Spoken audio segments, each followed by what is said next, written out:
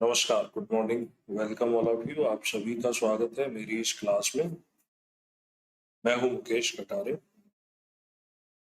जैसा कि आप पहले से जानते हैं कि हम मध्य प्रदेश लोक सेवा आयोग मुख्य परीक्षा उसका है पेपर 3 और पेपर 3 का है पार्ट ए, पहली यूनिट। उसकी यहाँ पर क्लासेस जो है वो कंटिन्यू कर रहे हैं।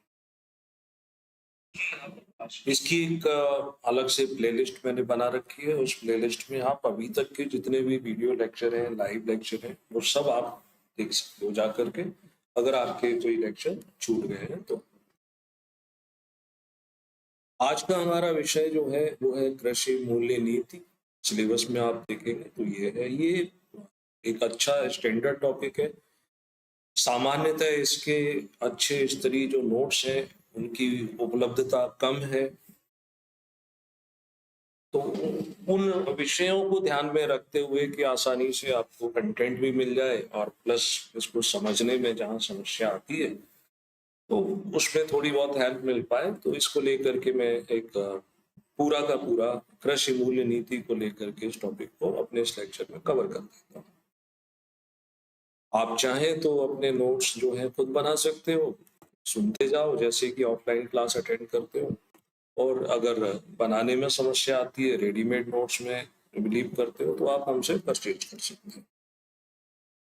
कृषि मूल्य नीति टॉपिक से ये तो स्पष्ट हो जाता है कि कृषि से संबंधित, मूल्य से संबंधित है, यानी कहीं ना कहीं इसमें एमएसपी भी इन्वॉल्व हमें दिखाई देता है। या मोटे तौर पर अगर हम देखें तो ऐसा लगता है कि कृषि के जो उत्पाद हैं, बाजार में उनका क्या भाव रहना चाहिए, क्या रहता है, क्या इसके सामने समस्याएं आती हैं, ज्यादा मूल्य कर दें तो क्या परेशानियां होंगी, कम मूल्य कर दें तो क्या परेशानियां होंगी। इसी के चारों ओर ये चर्चा जो है हमारी घूमेगी, या इसी के चारों ओर हम ये कह सकते हैं कि हमारा ये जो प्रश्न है वो चलेगा। हम जानते हैं कि भारत जो है, भारत में आधा, लगभग जो आबादी है, आधे से अधिक जो कार्यशील जनसंख्या उसे कहते हैं जो कार्य करने की इच्छा रखती है और कार्य करना चाहती है, मतलब 16 साल से लेकर 60 साल की उम्र के लोगों को रखा जाता है, तो प्रत्यक्ष या अप्रत्यक्ष रूप से कृषि पर आश्रित है। कृषि पर आश्रित है, और कृषि पर इतनी बड़ी आबादी के आश्रित होने के बाद हमारी जो जीडीपी है कृषि से संबंधित, उसमें कंट्रीब्यूशन जो है 15% के आसपास देखने को मिलता है। निरंतर यह योगदान आजादी के बाद से घटता जा रहा है। और इसके पीछे कहानी क्या है कि कृषि की उत्पादकता कम है, जीवन निर्वाह की कृषि हम अपने देश में कर पाते हैं। इससे ये पता लगता है कि कृषि कार्य में लगे हुए जो गरीब किसान हैं, क्योंकि आधे से अधिक आबादी कृषि कार्य में संलग्न है और उत्पादकता कम है, तो इसका अर्थ ये है, इसका रिफ्लेक्शन ये होता है कि जो गरीब किसान इस कार्य में लगे हैं उनकी इनकम कैसी हो जाएगी, उनकी इनकम भी अत्यधिक कम हो जाती है। आय न्यून है, न्यून का मतलब मिनिमम। इसके अतिरिक्त कृषि कार्य आज हम देखते हैं वो कैसा है, अनिश्चित, इरेगुलर, कई सारी चीजों पर। कि पट्टेदारी की दशा है, पट्टेदारी से मतलब होता है लीज पर, कई सारे लोगों को, छोटे किसानों को लीज पर जमीन मिलती भी है, या दूसरे व्यक्ति जो बड़े जमींदार हैं जो कृषि कार्य नहीं करते हैं तो उनकी जमीन को वो हल चलाते हैं और उसमें उनकी शेयरिंग हो जाती है, तो वो भी इरेगुलर। फिर घटिया प्रौद्योगिकी यानी टेक्नोलॉजी जो हम कृषि सेक्टर में जिसका उपयोग करते हैं वो उच्च स्तरीय नहीं है, खराब है। ऋण, कर्ज की बड़ी समस्या देखने को मिलती है। विपणन, मार्केटिंग, सेवाओं आदि के दबावों के अधीन ये सब चीजें आ जाती हैं। यानी मोटे तौर पर हमने एक सीन क्रिएट किया कि आगे हम इस टॉपिक पर क्या लिखेंगे या हमें क्या लिखना है, उससे जुड़ी हुई चीजें हमने यहाँ पर एक क्रिएट की। आप भी ऐसे ही इंट्रो में क्रिएट कर सकते हैं कि भारत जो है कृषि प्रधान अर्थव्यवस्था वाला देश है, ऐसा तो हर व्यक्ति लिखता है। नॉर्मल सा लेखन हो गया है, तो नॉर्मल लेखन से आपको एबनॉर्मल मार्किंग तो होने से रही। इसलिए जरूरी क्या हो जाता है, जरूरी ये हो जाता है कि आप ऐसा लिखो जो दूसरों से विशिष्ट हो, दूसरों से बेहतर हो। इस जब बेहतर लिखोगे, विशिष्ट लिखोगे, तभी इन चीजों का आपको छोटी छोटी बातें आके मैं अंतर आता है दूसरे स्टूडेंट की तुलना। ओके, ठीक है, नेक्स्ट आगे बढ़ते हैं। अब ये जो सीन क्रिएट किया, इससे हमें ये भी समझ में आता है कि इस सेक्टर में डायरेक्ट और इनडायरेक्ट बेरोजगारी और गरीबी व्याप्त है। दशाएं अच्छी नहीं है, स्थितियां जब अच्छी नहीं है तो स्वाभाविक है अनएम्प्लॉयमेंट की स्थिति बनेगी। तो ऐसे परिदृश्य में एनईएस सीन में किसानों को न्याय संगत और लाभकारी कीमतें प्रदान करने में सरकार की भूमिका ने क्रांतिक महत्व ग्रहण कर लिया। इंट्रो छोटा होना चाहिए लेकिन दूसरों से अलग होना चाहिए और कुछ महत्वपूर्ण पॉइंट को जो है समावेश करें। ये इंट्रो पूरा का पूरा आप लिखोगे तो बड़ा है, लेकिन हाँ इसमें कुछ पॉइंट आपको जरूर काम के हैं जो आप कॉपी कर सकते हो। यानी हम ये बता सकते हैं कि हमारे देश में जो कार्यशील जनसंख्या है, मोर देन 50% लोग जो है प्रत्यक्ष और अप्रत्यक्ष कृषि में जुड़े हुए हैं। जीडीपी में योगदान 15% से भी कम है। पिछड़ी हुई टेक्नोलॉजी, ऋण की समस्या, वातावरण की समस्या, पट्टेदारी की दशाओं के कारण यहाँ हमें देखने को मिलता है कि कृषि सेक्टर में गरीबी भी व्याप्त है, बेरोजगारी भी व्याप्त है। इसलिए किसानों को लाभकारी कीमतें प्रदान करने के लिए कृषि मूल्य नीति में सरकार का जो महत्व है वो अत्यधिक हो जाता है या अत्यधिक बढ़ हो जाता है। यही सब बातें छोटे मोटे शब्दों को चेंज करने के साथ आप लिख सकते हैं। अब सरकार क्या करना चाहती है? सरकार चाहती है कि जो कृषि उत्पाद है, किसानों की स्थिति कैसे सुधारेंगे? किसानों की स्थिति सुधारेंगे जो किसान चीजें प्रोड्यूस करता है, तो कृषि उत्पाद जो है उनकी कीमतों में कुछ ऐसा काम किया जाए कि किसानों को लाभ, तो लाभकारी कीमत सुनिश्चित करती है। ठीक है, अब लाभकारी कीमत सुनिश्चित करती है, यहाँ पर भी कुछ चीजें आगे पीछे आएंगी कि पहला क्या करेगी कि फसल की कटाई के बाद के अवधि के दौरान किसानों को अपनी फसल जो है बहुत ही कम कीमत पर बेचना पड़ता है, तो वो उसकी मजबूरी ना हो। कहने का मतलब ये है कि देखो, रबी की फसल हो, खरीफ की फसल हो, फसल जब हो गई उसके बाद किसान क्या करता है? अपनी उपज को मंडी में बेचने जाता है। उस समय उसे अपनी फसल का सही मूल्य प्राप्त नहीं होता है। बाध्य ना हो, बाध्य होना पड़ता है क्योंकि वो फसल के उत्पादन से पहले कर्ज लेकर के अपने कार्य चला रहा था, अब फसल है ले देकर बेचना पड़ेगा। तो सरकार लाभकारी कीमत सस्ती दरों पर चूंकि बेचेगा तो एक काम तो उसको ऐसा करना पड़ेगा कि वो किसान मजबूर ना हो जाए अपनी फसल को कि तुरंत कटाई के बाद बेचना पड़े। ठीक। दूसरा क्या होता है कि जब कभी मानसून समय पर ना आए या सूखे की स्थिति बने या बाढ़ की स्थिति बने, इसे हम कहते हैं फसल विफलता, फेल्योर। तो उस वर्ष में जो कीमतें हैं वो चीजों की बढ़ जाती है। अधिक उत्पादन होने पर दाम कम हो जाते हैं और उत्पादन कम होता है तो दाम बढ़ जाते हैं। तो दूसरा, सरकार ये भी ध्यान में रखती है कि कृषि की कीमतें इतनी ना हो जाए कि बहुत अधिक महंगाई बढ़ जाए, नियंत्रण से बाहर ना निकले। मैं समझता हूँ ये बात आपको समझ में आ रही होगी। नहीं आ रही है तो और इसको सिंप्लीफाइड कर सकते हैं। दूसरे शब्दों में ऐसे समझ लो कि कृषि उत्पादों के मूल्य निर्धारण के उद्देश्य क्या है। सरकार पहला तो ये चाहती है कि हम कम से कम किसानों को उसकी कृषि उपज का इतनी कीमत तो दे पाए कि जिससे उसने जितनी मेहनत की है उस वो मेहनत प्राप्त कर सके, यानी न्यूनतम समर्थन मूल्य, है ना। तो न्यूनतम समर्थन मूल्य जिससे जो उत्पादकों के हितों के अनुरूप रहना चाहिए। दूसरी बात क्या आती है कि कीमतें अनियंत्रित हो जाएंगी, महंगाई बढ़ जाएगी, तो वो भी नहीं होना चाहिए। तो खाद्य कीमतें स्थिर रहें। उत्पादक और उपभोक्ता दोनों के हितों का ध्यान सरकार को रखना पड़ेगा। अगर आप किसान हैं तो आप अपने हित के बारे में सोचेंगे, मैं कंज्यूमर हूँ, उपभोक्ता हूँ, या आप उपभोक्ता हैं, तो आप अपने हित के बारे में सोचेंगे, लेकिन सिर्फ हम अपने हितों से इस राष्ट्र को, इस राष्ट्र की अर्थव्यवस्था को गति नहीं दे सकते। समग्र रूप में ध्यान देना पड़ेगा। समग्र रूप में ध्यान देने के लिए जरूरी हो जाता है कि एक तरफ जो प्रोड्यूसर है, तो प्रोड्यूसर को भी उसकी उचित कीमत मिल जाए सामान की, और जो उपभोक्ता है, उपभोक्ताओं के हितों का भी ध्यान रखा जाए, है ना। तो इन दोनों के बीच में क्या करना पड़ेगा, सरकार को बैलेंस बना करके चलना पड़ेगा, संतुलन बना करके चलना पड़ेगा। इसी संतुलन को ध्यान में रख करके वह कृषि मूल्य नीति को तैयार करती है। ठीक, इसके लिए सरकार ने कुछ अपना सिस्टम बनाया। कैसे ये काम करेंगे, आजादी के बाद से धीरे धीरे थोड़े बहुत परिवर्तन हुए। तो जैसे एक सिस्टम के रूप में हम कुछ उदाहरण देख लें कि सरकार क्या करती है, मिनिमम सपोर्ट प्राइस, न्यूनतम समर्थन मूल्य की घोषणा करती है कुछ फसलों के लिए।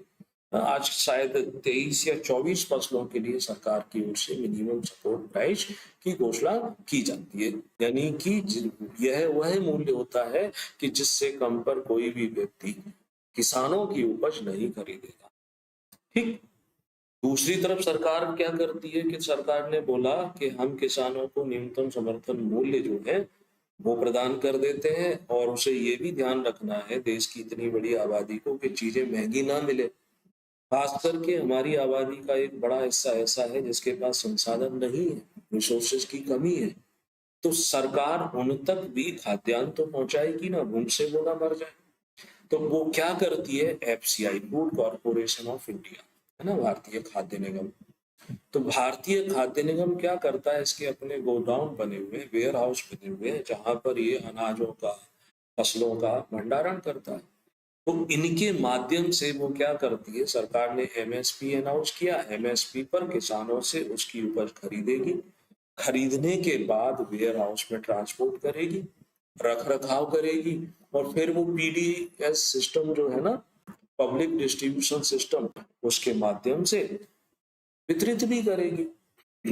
अगर ऐसे समझो कि सरकार अपने वेयर हाउस में अनाजों को स्टोर नहीं करती, सिर्फ व्यापारियों के ऊपर निर्भरता करती, तो व्यापारी क्या क्या करता, व्यापारी मुनाफा कमाता है, जहां उसको कीमत ज्यादा मिलेगी वहां सामान बेच देगा, जब कीमत कम मिलेगी वो है उसको ब्लैकलिस्ट कर देगा, यानी कालाबाजारी करेगा ना।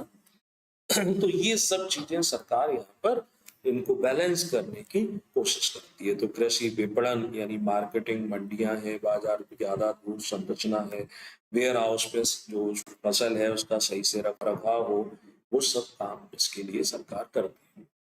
पब्लिक डिस्ट्रीब्यूशन सिस्टम के माध्यम से वे लोग जो बाजार कीमत पर सामान को नहीं खरीद सकते हैं, तो उनको रियायती दरों पर उपलब्ध कराती है। अभी हाल ही में हम देखते हैं कि जब कोविड हुआ था तो सरकार ने राशन मुफ्त में देने की स्कीम चलाई थी, और इसको और 5 साल तक बढ़ा दिया है ना। तो वो पीडीएस सिस्टम उसके पहले से चलता है, जिसमें राशन कार्ड के माध्यम से, है ना, अनाज दिया जाता था, यानी जिसे हम सार्वजनिक उपक्रम, सार्वजनिक दुकान जिसे बोलते हैं, या कंट्रोल की दुकान कहते थे। इसमें गेहूं भी मिलता है, इसमें चावल भी मिलते हैं, चीनी भी मिलती है, मोटी जो अनाज है उनका भी कहीं कहीं वितरण होता है, दालों का भी वितरण किया जाता है। वह बाजार मूल्य से यानी मार्केट प्राइस से काफी रियायती दरों पर, कम मूल्य पर मिलता है। ठीक है ना। तो ये सब काम करना, अब किसको यह रियायती दरों पर मिलेगा, इसके लिए सरकार डाटा कलेक्ट करेगी, डाटा को प्रोसेसिंग करेगी कि कहीं उसमें दोहराव तो नहीं हो रहा है, उन लोगों को भी तो कहीं बेनिफिट नहीं दे दिए जा रहे हैं जो उसके पात्र नहीं है, बीच में कहीं मीडिएटर बिचौलिए तो नहीं आ गए। तो सरकार इन सब कामों को करती है, इनकी मॉनिटरिंग करना, निगरानी करना, ये सरकार के अपने तंत्र जो है बने। अब कृषि मूल्यों का प्रभाव पड़ता है, या ऐसे समझ लो कि कृषि मूल्य नीति का प्रभाव पड़ता है, अलग अलग चीजों पर पड़ता है। एक छोटा सा पॉइंट हम समझ लेते हैं जिसे हम बोलते हैं फार्म गेट कीमत। फार्म गेट कीमत क्या है, यानी ये वह कीमत होती है जिसे किसान खरीदार से प्राप्त करता है। किसान अपने खेतों में उसने अनाज, गेहूं की फसल की या चावल की फसल की, तो गेहूं और चावल वह बेचने गया, तो बेचने के बदले में उसे जो पैसा मिला वही उसके फार्म गेट कीमत के रूप में जानी जाती है। अब ज्यादातर क्या होता है कि किसान सीधे ग्राहक को नहीं बेचता है, वो उसका स्थानीय व्यापारी होगा या मंडी होगा, तो मंडी में भी व्यापारी उसे खरीदता है। तो सामान्यतः फार्म गेट कीमत जो है वो स्थानीय व्यापारी के रूप में ही होती है। अब स्थानीय व्यापारी यानी छोटे छोटे व्यापारियों से जो बल्क में बड़े बड़े व्यापारी होते हैं वो खरीद लेते हैं। तो ऐसे कई लेवल पे होते होते ये व्यवस्था चलती है और अंतिम रूप से उपभोक्ता को काफी महंगी कीमत चुका करके वह फसल प्राप्त होती है। अब उपभोक्ता की जेब से तो मोटी रकम निकल जाती है, लेकिन किसान की जेब में वह मोटी रकम नहीं पहुंचती है। बीच का एक बड़ा हिस्सा जो है वो कौन, ये मीडिएटर जो है वो लेके चले जाते हैं, है ना। तो फार्म गेट कीमत, इसका मतलब है कि बीच के ये जो मीडिएटर है, इन मीडिएटरों को बीच में से हटाने की आवश्यकता है ना। जैसे उपभोक्ता के द्वारा कंज्यूमर जो अंतिम रूप से कीमत पे करता है वो क्या होती है, तो इसमें वह कीमत जो किसान तक पहुंची, इसके साथ साथ जो स्थानीय खरीदार है उसने भी अपना प्रॉफिट लिया होगा। यानी ऐसे समझ लो ए व्यक्ति एक किसान है, वह अपनी फसल लेकर के या तो मंडी तक पहुंचा या उसके घर से ही, उसके खलिहान से ही व्यापारी ने उसकी फसल खरीदी। मान लो 1,000 रुपए क्विंटल के हिसाब से उसने खरीद ली, तो 1,000 रुपए क्विंटल का भुगतान पिसे हुआ किसान को, ये कहलाती है फार्म गेट कीमत। इसने क्या किया, 1,000 की खरीदी है तो इसमें वो अपना मुनाफा लेगा, 100 रुपए मान लो उसने अपने मुनाफा जोड़ दिया, तो 1,100 रुपए में उसने किसको बेच दी, उसने बड़े व्यापारी को बेच दी। बड़ा व्यापारी क्या कर रहा है, वह भी उसका प्रोसेसिंग करेगा, अपना मुनाफा लेगा, है ना। ट्रांसपोर्टेशन पर जो खर्च होगा वो भी उसमें जोड़ देगा, यदि कोई टैक्स लगते हैं तो वो भी जोड़ देगा। तो ऐसे करके वो सब चीजें जोड़ने के बाद हम और आप जब उस सामान को खरीदेंगे तो अल्टीमेटली हम जो भुगतान करते हैं वो मार्केट प्राइस हो गया। तो उसमें फार्म गेट कीमत भी है, लोकल ट्रेडर उसका बेनिफिट भी था, जो बड़े व्यापारी हैं उनका लाभ भी है, ट्रांसपोर्टेशन पर जो खर्च हुआ वो भी चला गया, यदि कोई टैक्स लगता है ऐसे मंडी में शुल्क लगते हैं ना, तो वो भी चला जाता है। तो उपभोक्ता के द्वारा ये अन्य सारी कीमतें दी जाती हैं। तो सरकार ये इंश्योर करना चाहती है कि किसान को मिलने वाली कीमत और उपभोक्ता के द्वारा चुकाई गई कीमत के बीच में जो बड़ा गैप है, इस गैप को मिनिमम किया जाए। यानी एक बड़ा हिस्सा जो है वो किसान तक पहुंचना चाहिए जो कि नहीं पहुंच पाता, है ना। अब देखो, सरकार इसके लिए कई सारे काम करती है। सरकार ये सोचे कि मिनिमम सपोर्ट प्राइस यानी न्यूनतम समर्थन मूल्य जो है हम बढ़ा दें। खासकर पंजाब और हरियाणा के तथाकथित किसान मांग कर रहे हैं कि मिनिमम सपोर्ट प्राइस हर चीज का बढ़ा देना चाहिए और बढ़ा देना चाहिए, कानून भी बना के गया। अब समझना, मान लो सरकार ने बोला कि हम गेहूं का न्यूनतम समर्थन मूल्य 3,500 रुपए पर क्विंटल कर देते हैं, एक क्विंटल 3,500 रुपए। किसान को तो अच्छा लगेगा कि उसकी फसल जो है, जो आज 2,200 2,500 में जाती थी, अब 1,000 रुपए महंगे में जाएगी। ठीक, बड़ी अच्छी बात है, लेकिन इसका एक दूसरा पहलू भी है ना। हर व्यक्ति किसान नहीं है, कई सारे ऐसे लोग भी हैं जो गरीब हैं, जिन्हें रोज अपनी आवश्यकता का भोजन खरीदने के लिए बाजार से गेहूं भी खरीदना पड़ता है या आटा भी खरीदना पड़ता है। अब 3,500 रुपए तो सरकारी रेट हो गई कि इससे कम पर कोई खरीदेगा नहीं। तो वो जब बाजार में खरीदने जाएगा तो उसको भी तो इतनी कीमत चुकानी पड़ेगी ना। तो जब इतनी कीमत चुकानी पड़ेगी, यानी हमारी देश की लगभग 25% आबादी जो गरीबी की रेखा के नीचे रहती है, तो गरीबी की रेखा के नीचे रहने वाली आबादी को अपनी आय का एक बड़ा हिस्सा सिर्फ और सिर्फ भोजन पर खर्च करना पड़ता है। जब उसे भोजन पर खर्च करना पड़ेगा, अगर मिनिमम सपोर्ट प्राइस जो है ये ज्यादा है, तो उसकी आय का बहुत बड़ा हिस्सा जो है सिर्फ और सिर्फ भोजन पर चला जाएगा। जबकि दूसरी ओर जो अमीर लोग हैं, वो उनकी आय का बहुत छोटा हिस्सा जो है भोजन पर खर्च होता है। देखो, इसको मैं समझाने की कोशिश करता हूँ। मान लो एक व्यक्ति एक महीने में 10,000 रुपए कमाता है, मंथली उसकी इनकम हो गई 10,000 रुपए, 4 लोगों का परिवार है। अब 10,000 रुपए जब वह कमाता है तो भोजन पर उसका कितना खर्च हो जाता है, हमने सपोज दैट अपने मिनिमम से मिनिमम रख लिया कि उसका 3,000 रुपए तो भोजन पर खर्च होता ही है हर महीने। ठीक है, तो 10,000 में से 3,000 एक महीने में जो है भोजन पर खर्च कर देता है, और दूसरी तरफ एक व्यक्ति जो है 1,00,000 रुपए महीने का कमाता है, क्या इसी रेशियो में वह भोजन पर खर्च करता होगा? मतलब ये 10,000 का 3,000 खर्च कर रहे हैं अपनी मंथली इनकम का, तो ये क्या 30,000 खर्च करते होंगे? नहीं, 3 का 6,000 कर देते होंगे, 10,000 करते होंगे। तो कहने का मतलब है कि जो धनी वर्ग है, अमीर वर्ग है, वह खाद्यान्न पर अपनी आय का बहुत थोड़ा हिस्सा खर्च करता है, तो उस पर इस बढ़ी हुई कीमत का कोई विशेष अंतर नहीं पड़ेगा। लेकिन अंतर किस पे पड़ जाता है? उन लोगों पर जिनकी इनकम पहले से ही बहुत कम है। तो सरकार को ये भी ध्यान में रखना पड़ता है कि आखिर हम कृषि मूल्य नीति किस तरीके की रखें, बहुत सस्ते में खरीदना शुरू कर दें या बहुत महंगे में खरीदना शुरू कर दें, क्योंकि दोनों ही स्थितियों में परिणाम जो है वो विस्फोटक होते हैं। ठीक है, तो दूसरे शब्दों में कृषि उत्पादों की बेहतर कीमतें क्या करती है कि अन्य क्षेत्रों में कृषि पैटर्न को भी प्रभावित करती है। इस टॉपिक की थीम समझ लो कि कृषि मूल्य नीति कैसी होना चाहिए, या कृषि मूल्य नीति बनाते समय कौन कौन से कारक ध्यान में रखे जाते हैं, कौन कौन से फैक्टर काम करते हैं, उनके जवाब हम इस टॉपिक में खोज रहे हैं। तो अगर कृषि उत्पादों की बेहतर कीमतें मिलती हैं तो वो कृषि के पैटर्न को प्रभावित कर देती है ना? कैसे प्रभावित करती है समझ लो। मान लो कि सरकार ने किसी एक फसल के लिए न्यूनतम समर्थन मूल्य बहुत अधिक कर दिया, तो किसान क्या करेगा? अन्य फसलों को छोड़ करके वह उसी फसल का उत्पादन बढ़ा देगा जिसके लिए उसे ज्यादा कीमत मिलती है, या बाजार में किसी एक फसल के लिए अच्छी कीमत मिलती है तो वह दूसरी फसलों को छोड़ करके सिर्फ उसी फसल को उगाने पर ध्यान देगा। हरित क्रांति के लाभ सभी फसलों पर समग्र रूप से दिखाई नहीं दिए। इसका लाभ किन्हीं चुनी फसलों पर, प्रमुख रूप से गेहूं चावल पर देखने को मिला, अन्य फसलों पर नहीं मिला।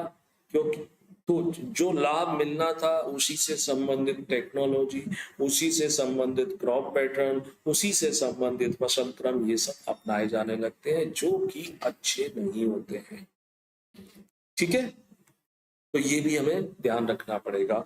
तो मूल्य नीति पर कौन कौन से फैक्टर काम करेंगे उनको हम छोटी छोटी हेडिंगों के अंतर्गत बना करके लिख सकते हैं। जैसे पहला आता है आय पर, इनकम पर प्रभाव।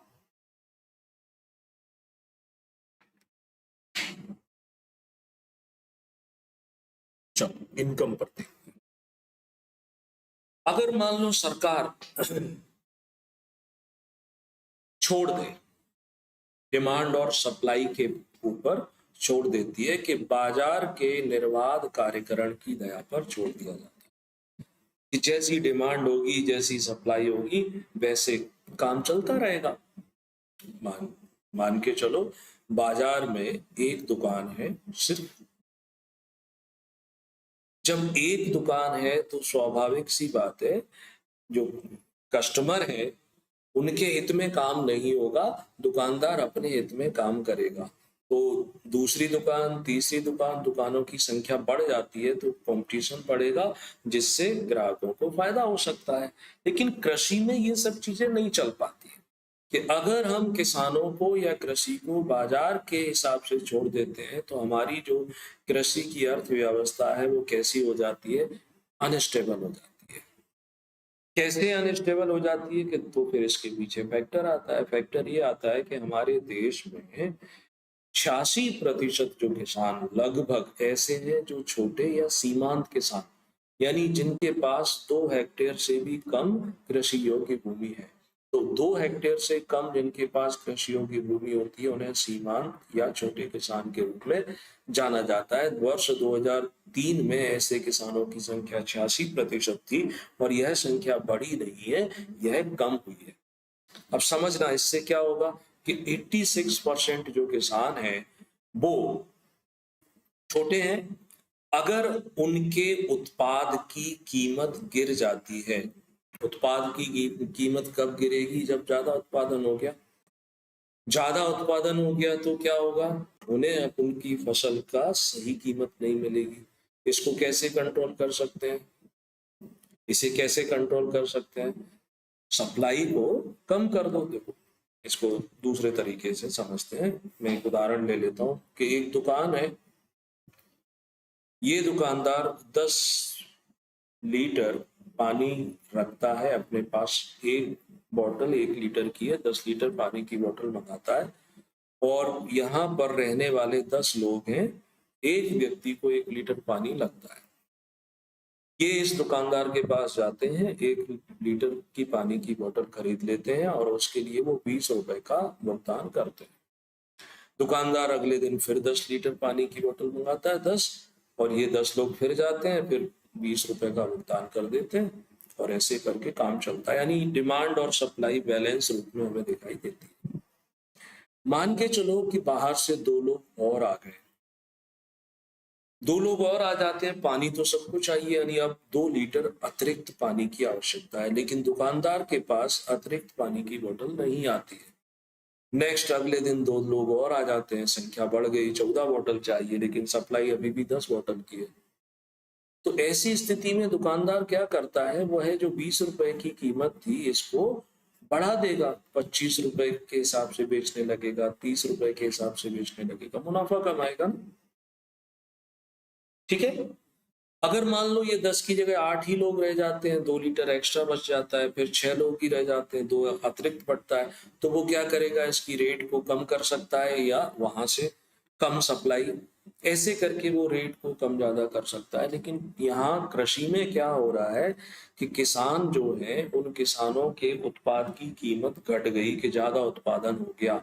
तो ज्यादा उत्पादन हो गया, अब वह अपनी आपूर्ति को कम नहीं कर सकते, क्योंकि ऐसा थोड़ी है कि वो जिस खेत में गेहूं का उत्पादन, चावल का उत्पादन या सब्जियों का उत्पादन कर रहे थे, अब उन्होंने देखा कि बाजार में हमारे सामान का सही दाम नहीं मिलता है, तो हम रोक देते हैं।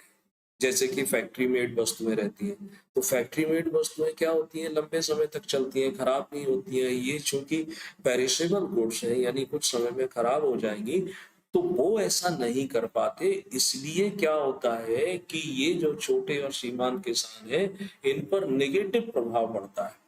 वह आपूर्ति को ना तो रोक सकते हैं, ना डिमांड को कुछ बढ़ा सकते हैं। उन्हें तो अपने सामान की बिक्री एनी हाउ करनी ही है, चाहे किसी भी कीमत पर कोई व्यक्ति उसको खरीदे। तो इसे कहते हैं इमरजेंसी सेल, यानी यहाँ किसानों को इसका कोई फायदा नहीं होता है। तो जब किसानों की आय पर नकारात्मक प्रभाव पड़ता है ना, तो इसके लिए बाजार की स्थिति पर नहीं छोड़ सकते ना। ये पॉइंट समझ में आ रहा होगा। तो रिजल्ट ये हुआ कि अगर आपूर्ति की बात कर सकते हैं, तो आपूर्ति के हिसाब से यहाँ पर किसानों के प्रति ये चीजें पॉजिटिव रिजल्ट नहीं देती। देखने को हमें क्या मिलता है? देखने को ये मिलता है कि जब अधिक उत्पादन हो गया, तो जो व्यापारी होते हैं, ट्रेडर्स, वो मुनाफा कमा लेते हैं। वो सस्ती दरों पर किसानों से चीजें खरीद लेते हैं, स्टॉक करते हैं, या उनके पास सुविधाएं हैं लंबे समय तक चीजों को स्टोर करने की, उन स्थानों पर भेजने की जहां कीमत उन्हें सही प्राप्त हो रही है। तो है ना, तो आय पर प्रभाव पड़ता है कृषि मूल्य नीति के अंतर्गत। दूसरा प्रभाव किस पर पड़ता है? तो दूसरा प्रभाव पड़ता है फसल क्रम पर, जिसकी हम थोड़ी सी चर्चा स्टार्टिंग में कर चुके हैं। किसानों की आय के स्तर के परिवर्तन के कारण क्या होता है कि फसल क्रम भी बदल जाते हैं। मान लो गेहूं और चावल, हम 2 फसलों पर विचार करते हैं। चावल की कृषि करने के लिए क्या चाहिए? 100 सेंटीमीटर से अधिक वार्षिक वर्षा की आवश्यकता पड़ती है, और गेहूं के लिए जो है वर्षा की आवश्यकता कम होती है। लेकिन जो एरिया जहां चावल की कृषि की जाती है उन पर गेहूं की फसल को भी उगाया जा सकता है। फेवरेबल कंडीशन होती है कि नहीं होती है? नहीं। तो यहाँ होगा क्या कि चावल की कृषि वाले स्थानों पर चावल के साथ साथ गेहूं की कृषि को भी प्रमोट किया जाने लगेगा। तो इससे फसल पैटर्न बिगड़ेगा कि नहीं बिगड़ेगा? तो दोनों फसलों के उत्पादन में अगर मान के चलो कि जो प्राइस है उस प्राइस में एक फसल को ज्यादा लाभ मिलता है, उसकी कीमत ज्यादा है, तो दूसरी जो फसल है उसके उत्पादन पर नकारात्मक प्रभाव पड़ता है, और उसी के हिसाब से टेक्नोलॉजी जो है वो अपनाते हैं। ठीक है। तो उत्पाद विशेष की कीमत फसल के निर्णय को प्रभावित कर देती है ना? ये याद रखना। नेक्स्ट आता है संसाधन, रिसोर्सेस डिस्ट्रीब्यूशन, संसाधन आवंटन। क्योंकि किसान क्या करता है, किसान जो है कि ऐसी फसल जो कम प्रॉफिट दे और दूसरी तरफ ऐसी फसल जो अधिक प्रॉफिट दे, दोनों में से उसे चुनाव करना पड़े तो वह उस फसल की ओर जाएगा जिससे प्रॉफिट ज्यादा होता है। ठीक है। प्रॉफिट ज्यादा होता है तो सारे संसाधन किधर लगेंगे? अधिक प्रॉफिट देने वाली फसल की ओर लगेंगे। ठीक। मैं किसान हूं या आप किसान हो तो हम अपने इंडिविजुअल लेवल पे क्या सोचेंगे कि नेचुरल सी बात है, जिस फसल से प्रॉफिट होगा हम तो उसी का उत्पादन करेंगे। लेकिन व्यक्तिगत रूप से तो ये सही लगता है, मगर समग्र रूप से देखो कि सारे किसान सिर्फ उसी फसल का उत्पादन करने लगे जिस फसल से प्रॉफिट अधिक होता है, तो क्या वह एक पूरे राष्ट्र के लिए अच्छी स्थिति बनेगी? नेशनल लेवल पर क्या एक अच्छा संकेत होगा? नहीं। तब वह राष्ट्र के लिए एक अच्छी स्थिति नहीं बनती है। यहाँ पर दूसरी फसलें चूंकि वो भी तो आवश्यक है, कम प्रॉफिट होता है इसलिए उसका उत्पादन ही नहीं होगा, हम उनको फैक्ट्री में तो नहीं बना सकते ना। जैसे मान के चलो कि शुगर, गन्ना, गन्ने का उपयोग होता है किस चीज में?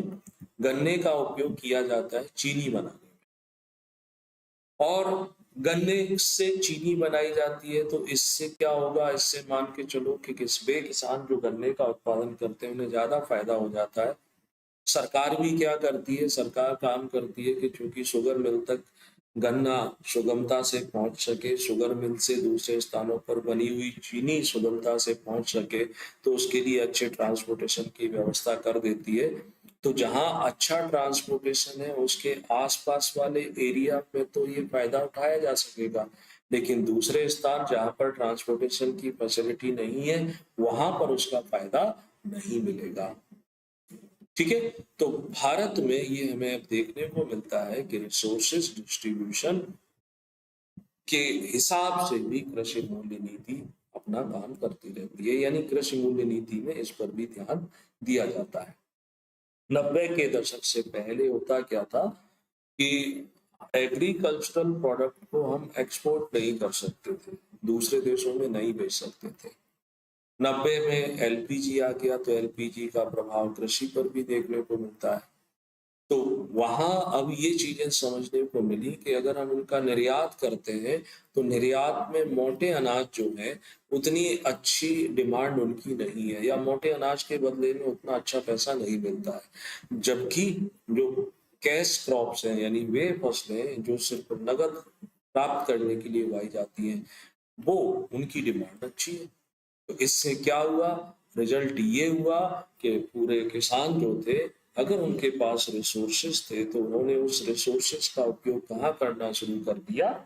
नगदी फसलों की ओर करना शुरू कर दिया। कुछ इसके लिए मैं आंकड़े बताता हूँ आपको कि वर्ष 95-96 95 96 में ज्वार की फसल का जो क्षेत्रफल था कुल क्षेत्रफल का 6.3% हुआ करता था 95-96 में। 2007-8 आते आते यह एरिया घट करके 4.9% है। ऐसे ही बाजरा इसी ईयर में 5.5% क्षेत्र से घट करके 4.2% पर हो गया।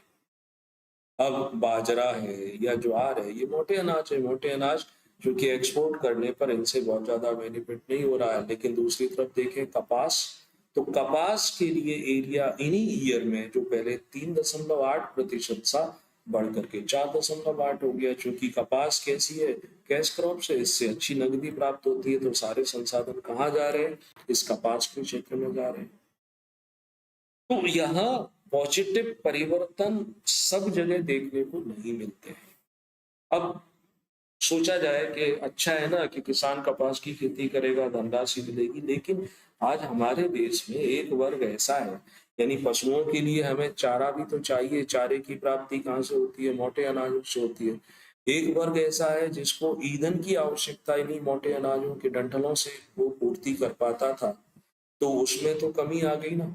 अब उन्हें अतिरिक्त पैसा जुटाना पड़ेगा, नए प्रकार से ईंधन कलेक्ट करना है या नए प्रकार से वो बाजार से चारा खरीदना है। तो इसका नेगेटिव इम्पैक्ट इसी हमारे समाज के एक वर्ग पर पड़ता है, संसाधन आवंटन को लेकर के। नेक्स्ट आता है वितरण पर, डिस्ट्रीब्यूशन। तो आय के वितरण पर भी कृषि कीमतों में परिवर्तन का प्रभाव देखने को मिलता है, और कोई एक जैसा नहीं है, अलग अलग जगह अलग अलग तरीके से देखने को मिलता है। देखो कि कृषि मूल्य में वृद्धि अगर की जाए, कृषि के मूल्यों में, तो किसानों की आय के स्तर में वृद्धि हो जाएगी। ठीक है, मान लिया कि 2,500 रुपए क्विंटल था, 3,500 हो गया, कि तो किसानों की इनकम बढ़ेगी, 1,000 रुपए से एक्स्ट्रा मिल जाएंगे। लेकिन दूसरी ओर क्या होता है, दूसरी ओर कि जैसे कीमत बढ़ती है तो खरीदार के लिए इसका मतलब क्या हो गया, कि खरीदार की जो क्रय शक्ति है वो कम हो जाती है। ऐसे समझो कि एक व्यक्ति जो 10,000 रुपए कमाता है महीने, वह अगर 2,500 रुपए दे करके अपने महीने का खर्च कृषि संबंधित पूरा कर रहा था, अब उसको इसी कार्य के लिए 3,500 रुपए देने पड़ेंगे, तो उसके 1,000 रुपए एक्स्ट्रा खर्च हो गए। उसकी इनकम तो नहीं बढ़ी ना, उसके तो 10,000 ही है ओवरऑल इनकम। तो उसकी क्रय शक्ति यानी परचेजिंग पावर क्या हो गई, कॉन्ट्रैक्ट हो गई, कम हो गई। यानी ओवरऑल रिजल्ट ये हुआ कि उसकी रियल इनकम जो है वो घट गई। तो आय के डिस्ट्रीब्यूशन पर एक जैसे प्रभाव नहीं पड़ रहे हैं, समान रूप से प्रभाव नहीं पड़ रहे हैं, पॉजिटिव ही प्रभाव नहीं पड़ रहे हैं। ठीक है, दूसरी बात कृषि के संबंध में समझो।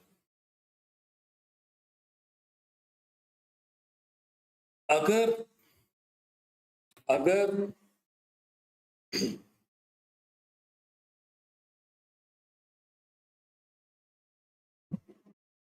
अगर मान लो मोबाइल या कोई अन्य चीज के प्राइस बढ़ जाते हैं, तो क्या होगा, ज्यादा कीमत बढ़ जाएगी, तो वह व्यक्ति, जैसे मान लो पेट्रोल के दाम बढ़ गए, पेट्रोल के दाम बढ़ गए, वो व्यक्ति जो 500 रुपए एक महीने का अपने स्कूटर या बाइक में पेट्रोल डला करके 1 महीने तक अपने ऑफिस जाता था, ऑफिस से घर आता था, अब पेट्रोल के दाम बढ़ गए, उसे 500 की जगह 1,000 रुपए का पेट्रोल लगेगा, तो वो क्या कर सकता है, वह अपना वाहन छोड़ करके पब्लिक ट्रांसपोर्ट का उपयोग करके अपने खर्चों को एडजस्ट कर सकता है। भाई अपने व्हीकल से नहीं जाएंगे, थोड़ी परेशानी झेल लेंगे, घर से थोड़ा जल्दी निकल जाएंगे, पब्लिक ट्रांसपोर्ट का यूज करेंगे, और जो पहले हम 500 रुपए खर्च करते थे, महंगाई के बाद भी हम उतने में आना जाना कर लेंगे, थोड़ी सी समस्याएं बढ़ जाएंगी, विकल्प ये है। लेकिन खाद्यान्न वस्तुओं के अगर दाम बढ़ते हैं, तो यहाँ हम ऐसा तो नहीं कर सकते कि 1 क्विंटल गेहूं लगता है तो अब हम उसमें सिर्फ आधे क्विंटल गेहूं से अपने परिवार का भरण पोषण कर लेंगे।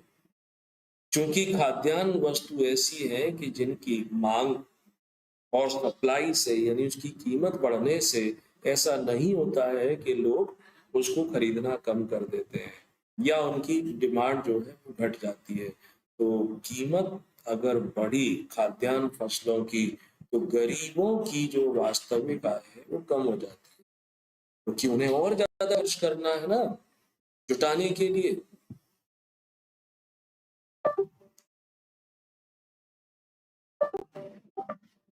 आ रही है ना ये बात समझ में?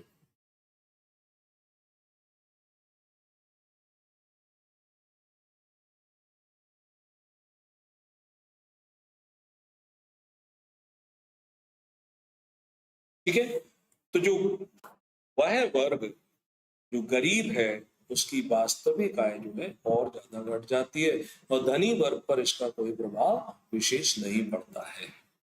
तो वितरण पर प्रभाव वो हमने देख लिया, यानी जो चर्चा की थी उसी के आप पॉइंट बना करके लिख सकते हो। तो कृषि की कीमतों का वितरणात्मक प्रभाव धनी और गरीब व्यक्तियों के लिए, गरीबों के लिए अलग होता है।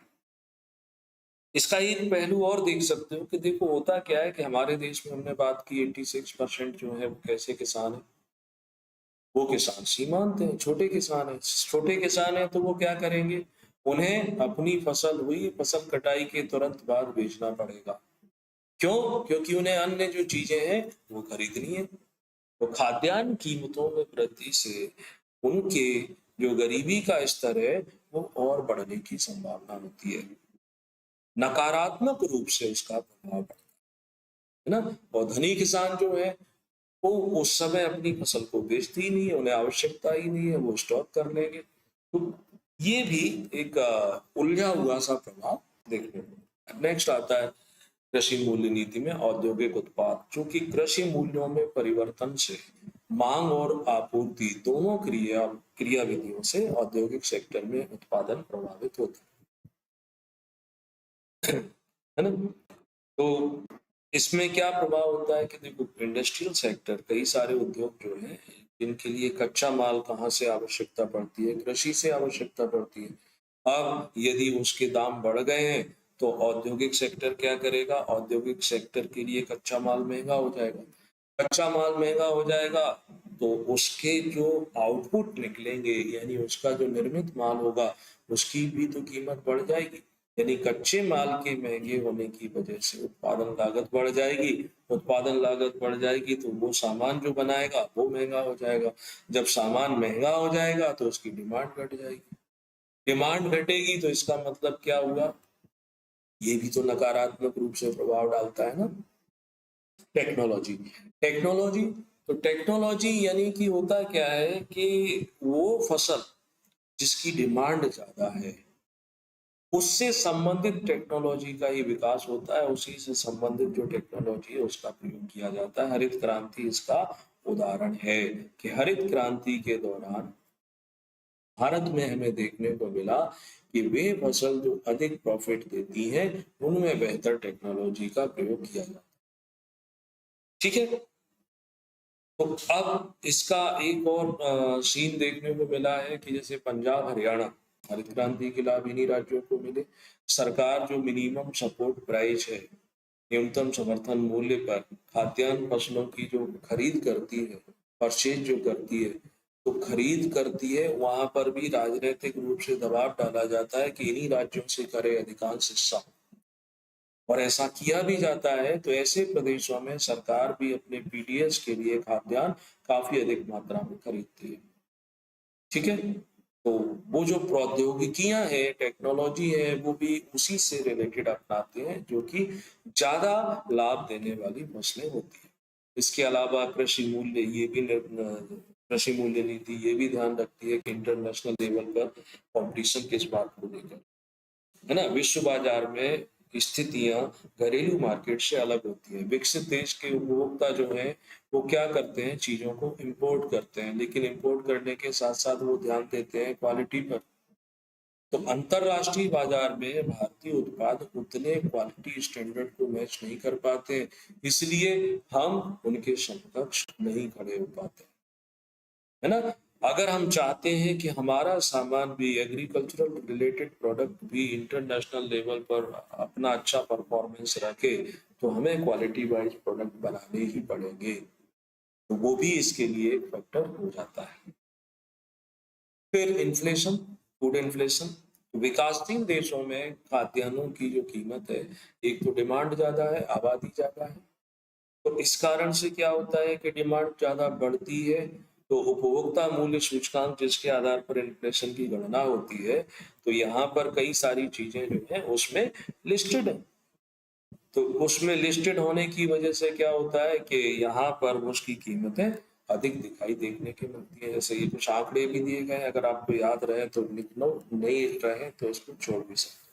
कुछ पॉइंट आपको ऐसा लगता है कि नहीं ये वाला पॉइंट मैं नहीं लिख सकता हूँ, या मुझे उतना अच्छे से समझ में नहीं आ रहा है, समझ गया था मगर रिप्रोडक्ट नहीं कर पा रहा, तो उसको आप छोड़ भी सकते हो।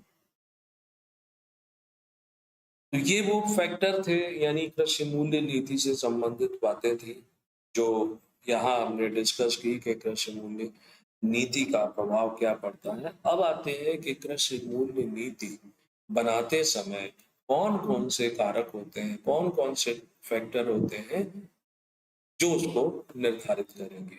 निर्धारक कारक जो है उसके लिए कुछ पॉइंट है, तो मैं आज तो नहीं, इनको अगली क्लास में कवर करा देता हूँ इन पॉइंट को, और इसी पॉइंट के साथ फिर इसी में हम देख लेंगे कृषिगत मूल्य जो आयोग है उसकी संरचना भी, वह क्या काम करता है, और न्यूनतम समर्थन मूल्य को लेकर के भी डिस्कस कर लेंगे, क्योंकि ये टॉपिक थोड़ा सा लंबा सा चलेगा। इससे रिलेटेड एक दो लाइन के टॉपिक और रहते हैं, तो अभी के लिए